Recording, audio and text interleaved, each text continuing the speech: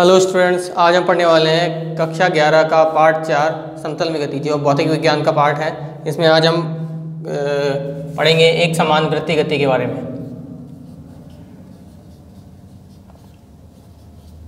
एक समान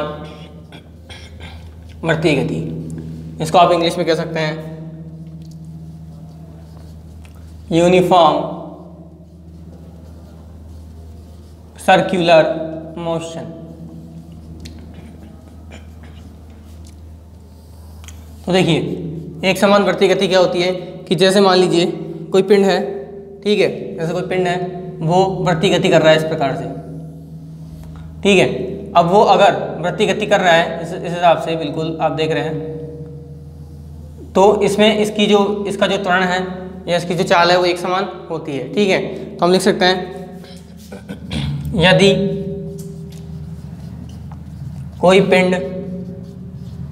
यदि कोई पिंड वृत्ताकार पथ पर एक समान चाल से गति कर रहा है, एक समान चाल से गति कर रहा है, तो ऐसी गति एक समान वृत्तीय गति कहलाती है।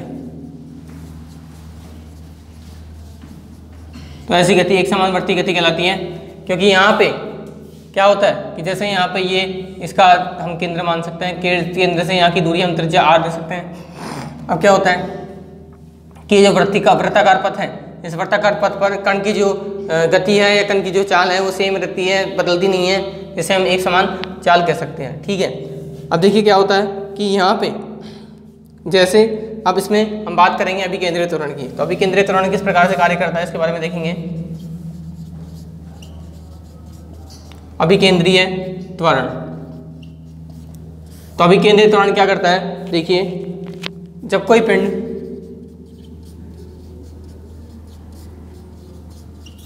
पिंड वृत्ताकार पथ पर एक समान चाल से गति करता है या एक समान चाल या एक समान वेग से गति करता है,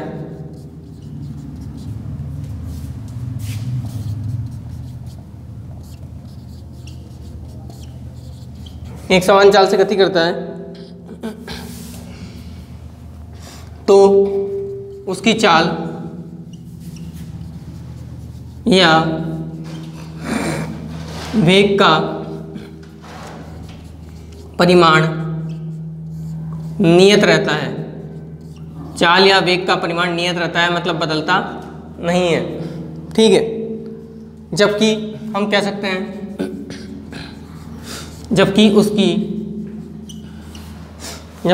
हैं उसकी दिशा बदलती रहती है। कैसे कि देखिए यहाँ से अगर वो कण वृत्ताकार पथ पर गति करता है, ठीक है, इस प्रकार से गति कर रहा है, तो इसमें क्या होता है, जैसे वृत्त में अनेक बिंदु होते हैं, इस तरह से अनंत बिंदु होते हैं, इस तरह से। तो इस पर कण की जो दिशा होगी इधर होगी, इस पे कण की दिशा इधर होगी, इस पे कुछ इधर होगी, इस पे कुछ इधर होगी। तो कण के प्रत्येक बिंदु पर उसकी दिशा क्या होती है, बदलती रहती है। तो अब हम कह सकते हैं कि पिंड का जो वेग होगा वो क्या करता है, पिंड का जो वेग होगा वो दिशा परिवर्तन के साथ उत्पन्न होता है। कि दिशा परिवर्तन हो रही है, दिशा परिवर्तन से उत्पन्न होता है, दिशा परिवर्तन से उत्पन्न होता है, ठीक है, दिशा परिवर्तन से उत्पन्न होता है। अब दिशा परिवर्तन से अगर वेग में परिवर्तन उत्पन्न हो रहा है तो एक त्वरण उत्पन्न होता है, और अगर वो त्वरण उत्पन्न होगा तो वो किसके हाथ में होगा, इस केंद्र बिंदु के हाथ में होगा, मतलब उसकी दिशा क्या होगी, केंद्र की ओर होगी, ठीक है। मतलब ये होगा कि यहाँ पे उसकी चाल है वो तो समान है, लेकिन उसकी दिशा परिवर्तित हो रही है। तो दिशा परिवर्तित हो रही है, तो वो दिशा के कारण जो त्वरण उत्पन्न होगा उसकी दिशा दी होगी वो कहाँ होगी, केंद्र की तरफ होगी, क्योंकि यहीं से ही वो जो है क्या कर रहा है, अपनी दिशा को परिवर्तित करवा पा रहा है। तो दिशा के कारण परिवर्तन होता है, जिसके कारण उसमें एक त्वरण उत्पन्न होता है।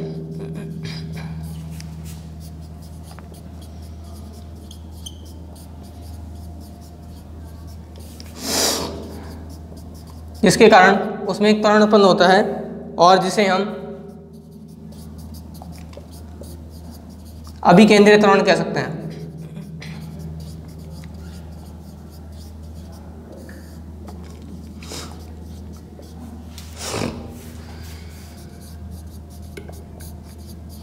ठीक है, जिसकी दिशा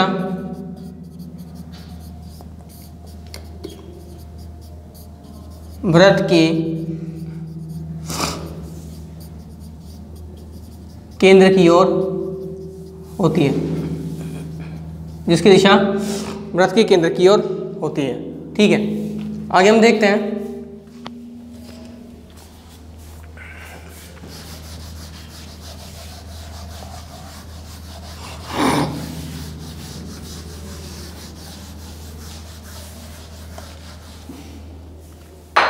आगे हम देखते हैं कि मान लीजिए कि ये कोई वृत्त है और ये इसका केंद्र है ओ। केंद्र से यहाँ पे एक बिंदु P मान लेते हैं। इस बिंदु से यहाँ की जो दूरी है इसको त्रिज्या R के से हम दे सकते हैं। अब इस बिंदु P पर जो स्पर्श रेखा है, स्पर्श रेखा क्या होगी, इस बिंदु से जाने वाली जो रेखा है उसे स्पर्श रेखा कहेंगे। तो ये क्या कहलाएगा, इसका वेग कहलाएगा। और इस P बिंदु की बात करें तो वेग क्या हो जाएगा, VP हो जाएगा। ठीक है, यहाँ पे है। ठीक है, हम कह सकते हैं कि माना जो पिंड P है, मतलब ये पिंड P है, ये R त्रिज्या के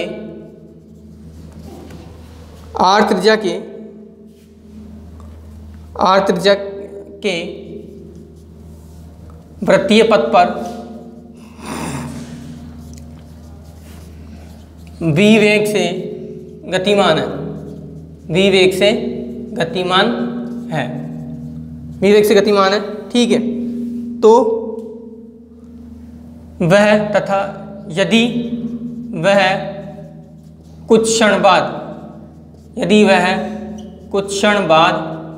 कहाँ पहुंच जाता है, कुछ क्षण बाद, या हम कह सकते हैं डेल्टा टी समय पश्चात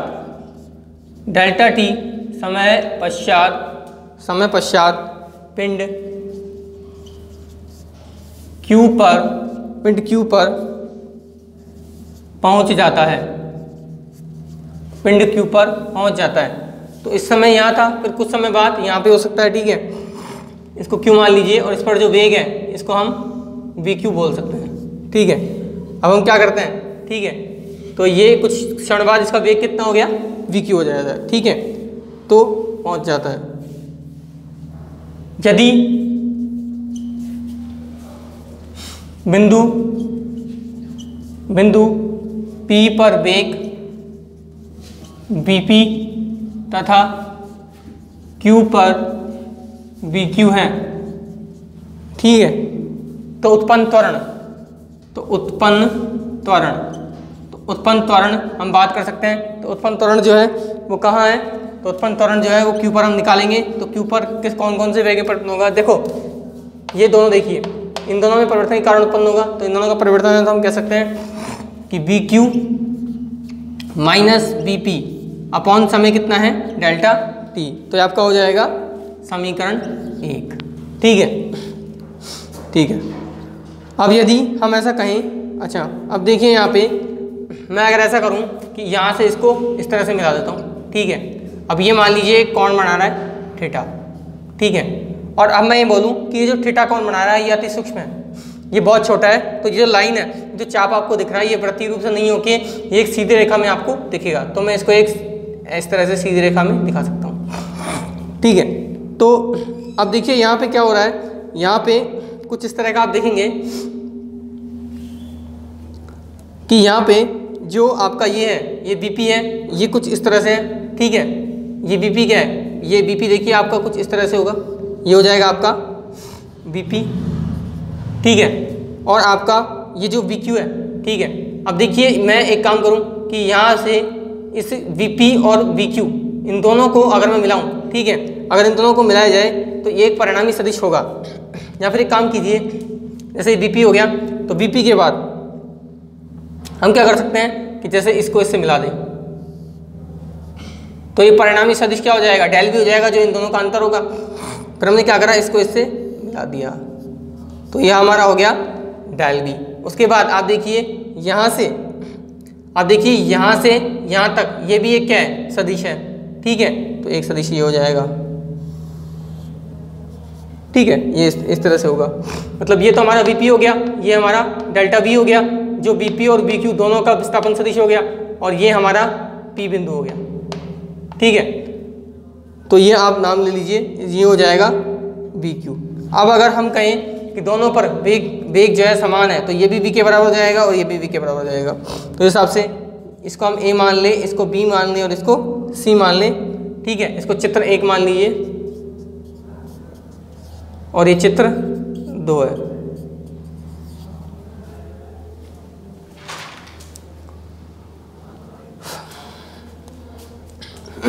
अब चित्र 2 से आप देखिए,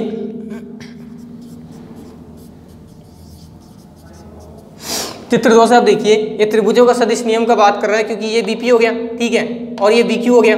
ठीक है, ये बीपी हो गया, ये बीक्यू हो गया, तो पी बिंदु से ये वाला जो है ये बीपी हो गया। ठीक है, और इधर से इसको और इसको हम मिलाते हैं तो ये एक विस्थापन सदिश हो जाता है जो बीपी माइनस बीक्यू के बराबर होगा। ठीक है, या बीक्यू माइनस बीपी के बराबर होगा। और एक हमने इस वाले सदिश की बात करी, तो देखिए एक ये देखिए इस वाले शीर्ष के, इस वाले सदिश के शीर्ष से इस वाले सदिश की पूंछ जुड़ी हुई है। ठीक है, और देखिए यहाँ पे जो परिणामी सदिश है वो कैसे होगा कि इस वाले की पूंछ से उस वाले की पूंछ और इस वाले की शीर्ष से इस वाले की शीर्ष। तो इसको त्रिभुजों के सदिश योग से हम ऐसे लिख सकते हैं कि जो BQ है, आपका BQ सदिश है, ये किस किस के बराबर है, एक तो डेल्टा बी के और एक BP के। इसके हम कह सकते हैं, अब अगर हम डेल्टा बी का मान निकालें तो इस BQ और VP को इधर भेज देते हैं।